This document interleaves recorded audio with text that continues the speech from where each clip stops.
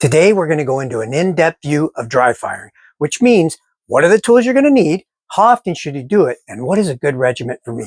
I'm Jimmy with Rhino Tactical, and you're going to learn something today.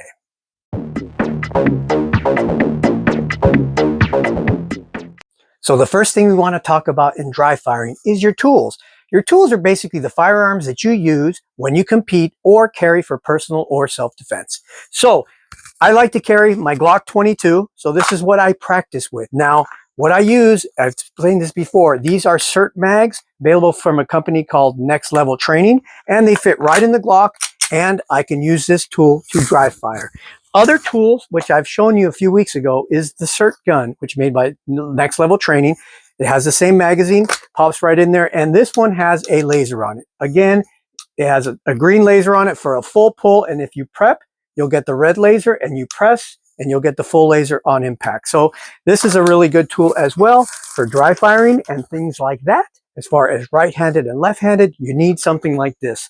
But if you can't have the affordability to do that, there are other ways to do this. This is a $15 training gun. And what I've done is I've just drilled holes in here. And what's funny about this is I've actually put molten lead in here to make it weigh just like a regular gun. Or you could actually take bullets from a reloader and just ram them in there and then put like some sort of epoxy to seal the holes. And then you have a simple dry training method. And all you're doing when you're dry training with your tools is you're lining up the sights and simulating a trigger pull every time. Now that is for pistols. Now if we get into our pistol caliber carbine, what we like to use for this is your actual gun. So this is my pistol caliber carbine. Again, I am using CERT magazines. These are two taped together and I have it weighted at the bottom. So it simulates a full magazine. And I could do the same thing with this gun. I could simulate shooting, looking through my optic, at the same time dry firing. Remember, use the tool that you're going to utilize in competition or self-defense. The next thing that I use is my Benelli shotty. So with this, I could practice reloads any way you want to do it. This is the way I do it. Take and strip and then load, take and strip and then load.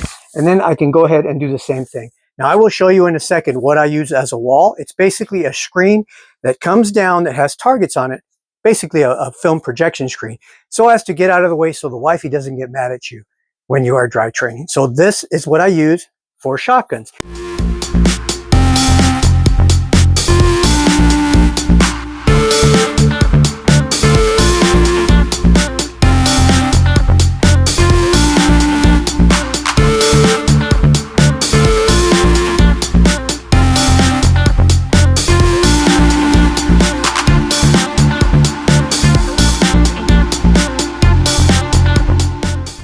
Now for rifle, same thing. I have my competition sporting rifle with optics and everything, same thing. Weighted simulated magazine. You want to put that in there. It's very important that you get it in there.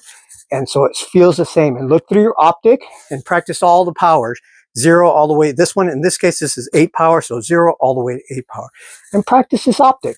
Same thing. You know, and for 3-gun, what I'll do is I'll put the pistol on a table, I'll put the shotgun on a table, I'll put the rifle on a table, and I'll go from station to station and dry fire the whole day doing that. The next thing I want to talk about is a little bit more on the refinement of how exactly do you train. If I'm going to be training for my pistol, then I'm going to be doing reloads. I'm going to be practicing reloads. I'm going to be practicing reloads single-handedly. I'm also going to be practice reloads left-handed if it takes for me to shoot the competition left-handed. You know what I mean? Sometimes they have qualifier courses where you have to shoot right-handed, left-handed. So you want to make sure that nothing is left unpracticed. Practice right-handed, practice left-handed. That's why I was showing you guys earlier on some of my videos that you can shoot any way you want. That all comes from practice, even upside down. Practice, practice, practice will make you a worthy adversary when you're out there and also make you more of a proficient shooter. Now that's for pistol. The same thing when it comes for my pistol caliber carbine, I do the same thing. I practice reloads, putting them in, taking them out, putting them in, taking them out, and swinging on targets left to right, or I also practice left-handed when I'm shooting. You know, transitions, right and left. Boom, boom, boom, boom, right and left. Just very quickly. You know what I mean? Practice those transitions. Anything that you think that you will face, practice it. The same thing. Looking through the optics. Looking through the optics, it's either eye, shooting right-handed, shooting left-handed, shooting prone, shooting from knees, shooting under a barrel, shooting over a barrel. Anything that you can think of, you practice. Same thing goes with your shotgun. On your shotgun, the same exact thing. So sometimes you might not be able to reload this way. So maybe it's better that you come in and shoot and reload this way. Learn how to reload several different ways, just in case the coincidences or things happen when you're shooting a match that don't add up for you. Okay, make sure that you have options. That's what learning different ways is all about. That's what makes a grandmaster. Grandmaster knows all the options or keeps trying to learn them all. Now, we never stop learning. So that's the beauty of the shooting sports, is you always stop learning. So you always never, ever, ever stop training until you die. At that point, you're going to stop training.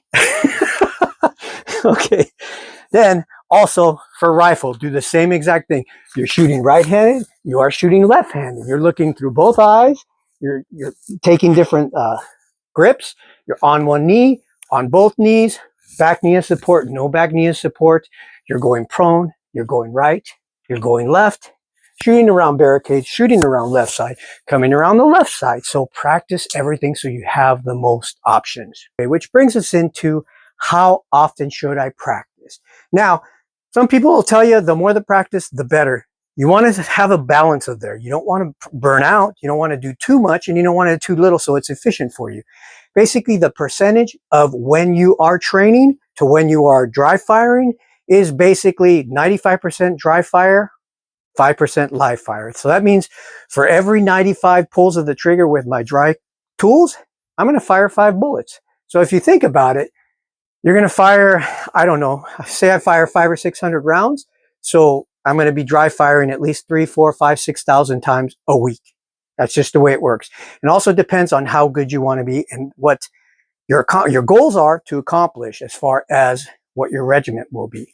So now that we've talked about the tools, we talked about the finer points of actually dry firing, and we talked a little bit about regiment. Let's talk about a regiment that's custom for you. Now, here's the thing. Would you rather practice a little bit and get a little bit better, little at a time? Or would you rather practice a lot and burn out? So again, like I was saying before, that is the key. Balance is the key. You want to find that medium point to where you are training efficiently, but not so efficiently that it becomes a passion. It takes over all your other passions. You want that fine line to where you're motivated enough to train, but not motivated enough to stop doing all your other stuff. Okay, yes, we are all addicted to the sport of shooting for those of us who love it. But at the same time, there's doing other stuff. I go work out, I go hiking, I go mountain biking, I go running.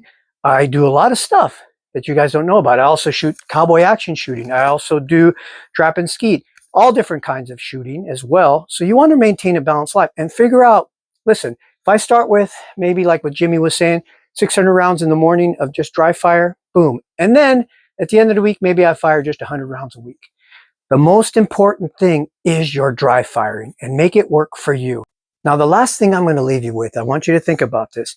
Years ago, they had a study for supermoto racers. They had some who were on the track constantly practicing, and then they made some that were on the track and some that were off the track visually training. And then they had the third group, which is just visually training every day, going into the turns, pushing down on the clutch, changing gears, going accelerating, decelerating, things like that.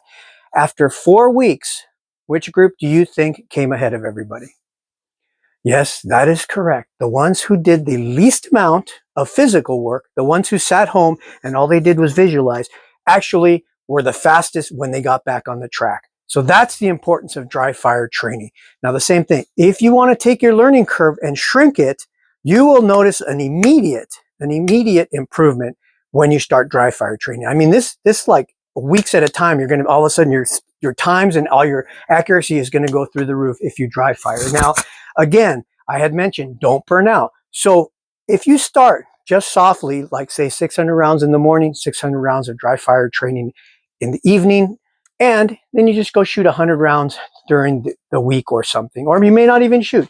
So if you say, I would guarantee you that if you did nothing but dry fire for a month and then went and shot a competition, you will do better than if you had live fire that entire time. Of course, it's better to combine the things, but I find, and most pro shooters find, the percentage of dry fire to live fire, again, is 95% dry fire, 5% live fire. Same thing in shooting, it's 99% mental, 1% physical. So I'll leave you with that.